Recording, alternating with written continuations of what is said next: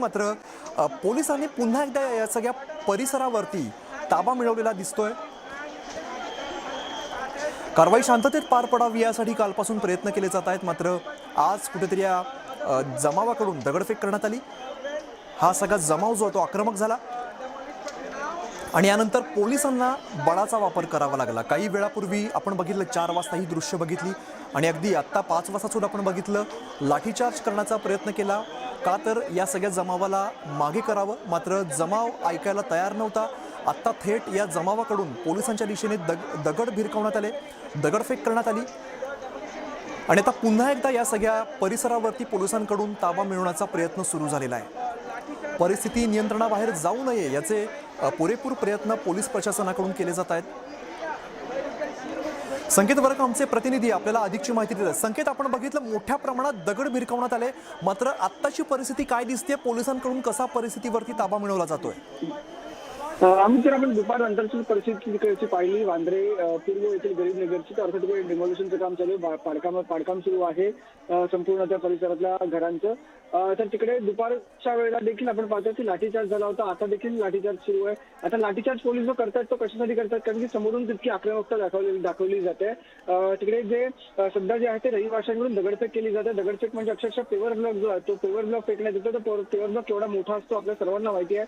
असा paver block भिरकावला जातो, तो जर कोणाच्या डोक्यात लागला तर मोठी गंभीर इजा त्या समोरच्या व्यक्तीला होऊ शकते। त्यामुळे अशा प्रकारचा जर जो क्राऊड जो आहे, जो जमाव जो आहे तो आक्रमक होत असेल तर अर्थात कुठेतरी गर्दी पांगवण्यासाठी आता पोलीस जे आहेत ते लाठीचार्ज करतायत।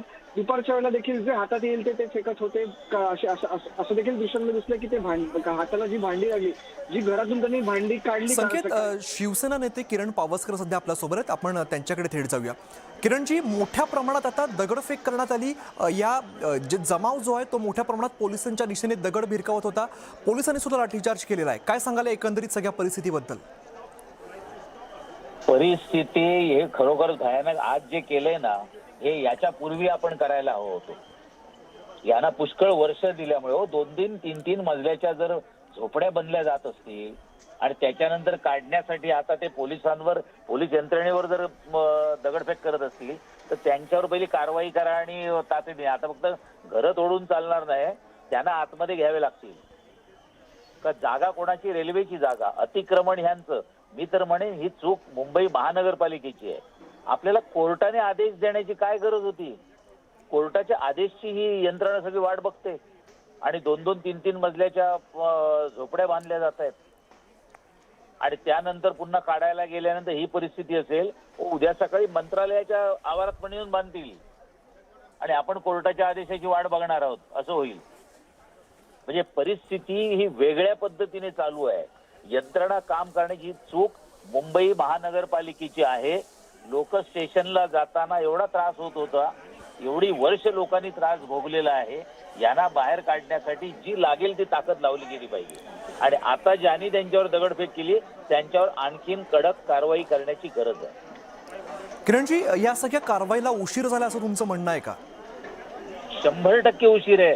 हा उशीर म्हणजे 1-2 वर्षाचा नाही आहे, 10-15 वर्ष झाली। ते ट्रॅकच्या बाजूला जर हे लोक झोपड्या बांधण्याचं डेअरिंग करत असतील पण तुमची ही काय सुरक्षितता काय राहिली रेल्वेची आणि तिकडे का राहणाऱ्यांची पण? आणि त्यांच्यासाठी आपण जागा सोडतोय म्हणजे इल्लीगल। आता ही फक्त झोपडी नाही आहे, झोपडीच्या बाजूला त्यांना पाणी मिळतं एवढी वर्ष, ते फुकट आहे। इलेक्ट्रिसिटी असेल तर ती फुकट आहे। हे सगळे प्रश्न आहेतच ना। आणि बँड्रा हे फक्त एक कारण आहे। मुंबईमध्ये असंख्य पुऱ्या तुम्ही स्टेशनच्या बाजूला जर बघत जाल तर हीच परिस्थिती आहे आणि ही काबूत आणायची असेल तर शासनाने त्याच्यावर कडक ते कडक उपाय योजले पाहिजेत आणि कारवाई केली पाहिजे। किरणजी, पोलिसांसमोर आता दगड भिरकावले जात आहेत, मोठ्या प्रमाणात गोंधळ घालण्याचा प्रयत्न केला जातोय, काय कारवाई झाली पाहिजे असं तुम्हाला वाटतं या संदर्भात? ज्यांच्या या झोपड्या आहेत त्यांचे सगळे डिटेल शासनाकडे आहेत, मुंबई महानगरपालिकेकडे आहेत। त्यांना आपण नोटिसा दिलेल्या आहेत। नोटिसा 1 महिना अगोदर देऊन आता कारवाई झालेली आहे। ज्यांची घरं आधार कार्ड रेशन कार्ड असेल त्या सगळ्यांवर कारवाई करायला घ्या, FIR घ्या आणि त्यातले महत्वाचे त्यांच्यावर कारवाई करा। यानंतर अशा पुस्तकावर पुन्हा कोणी दगड मारण्याचा प्रयत्न करू नये अशा पद्धतीची कारवाई करा, हे मी तुम्हाला सांगेन। या स्थानिकांच्या मागे कोणी कोणाचं पाठबळ आहे असं वाटतं तुम्हाला? 100% आजही सांगतो, आज अतिक्रमण झाल्यानंतर साफसफाई होईल. थोड्या दिवसानंतर आणखीन 6 महिन्यानंतर हवं तर आपण स्टेटमेंट देऊ. पुन्हा त्याच जागेवर काहीतरी बांधायला पुन्हा सुरुवात होईल. कोण आहे यामागे, काय वाटतं तुम्हाला? काही नाही, मी असं म्हणणार नाही कोणाचं, म्हणजे उगाच एखाद्या पक्षाचं मी नाव म्हणून घेणार नाही. पण अशा पद्धतीचं कोणाचे तरी वरदहस्त असल्याशिवाय अशा पद्धतीची बांधकामं होत नाहीत. कशी होऊ शकतात बांधकामं? झोपडी तोड. मला सांगा, मुंबई महानगरपालिकेमध्ये कोणी साधा जर काय बांधत असेल, खिडकी बांधत असेल, त्याच्याकडे सिमेंट आणि जर हे येऊन पडल्या की दुसऱ्या दिवशी ताबडतोब वॉर्ड ऑफिसर मधनं माणूस येतो. मला यांच्याकडे एवढी कशी काय नाही आली माणसं एवढी वर्ष? कोण सांभाळतंय यांना? मुंबई महानगरपालिकेमध्ये ऍक्शन ताबडतोब होते. रिपेअरला फक्त घ्या तुम्ही एखादा गाळा, तुमच्याकडे ताबडतोब वॉर्ड मधली लोक येतात. कोण आहे त्यांच्या मागे? किरणजी, आणखीन एक महत्त्वाचा कारवाई- प्रश्न असा की ज्या वेळेला या गोष्टीला सुरुवात होते, अतिक्रमण केलं जातं, त्याच वेळेला का ते हटवलं जात नाही? इतके 3-3, 5-5 मजले होईपर्यंत का वाट बघितली जाते?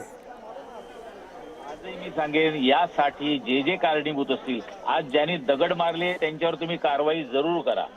पण ज्यांनी हे बांधण्याचं किंवा तोडण्याचं काम ज्यांचं होतं त्यांच्यावर पण कारवाई करा. त्या अधिकाऱ्यांनी काय केलंय मागची एवढी वर्ष? तिकडे जे आलेले वॉर्ड ऑफिसर असतील, बाकीचे असतील, त्यांनी काय काम केलंय? ते मी जर वॉर्ड ऑफिसर असेल आणि माझ्याकडे एवढं काम झालेलं असेल, काम केलं आणि मी ऍक्शन घेत नसेल, तर माझ्या कालावधीमध्ये मी काय केलंय? कारण काही लोकांचं, प्रशासकीय अधिकाऱ्यांचं एक महत्वाचं आहे. आता माझी रिटायरमेंट आलेली आहे, 6 महिन्यामध्ये, 1 वर्षामध्ये डोळेझाक करायची आहे. बरं, धन्यवाद. तुम्ही सविस्तर संवाद साधला त्याबद्दल. आपल्यासोबत हुसेन दलवे आहेत, त्यांच्याकडे आपण थेट जाऊया. हुसेनजी, आपण बघतोय कालपासून ही कारवाई सुरू झाली आहे, मात्र आज मोठ्या प्रमाणात दगडफेक होताना आपल्याला सध्या बघायला मिळते. परिस्थिती काहीशी हाताबाहेर जाताना दिसते.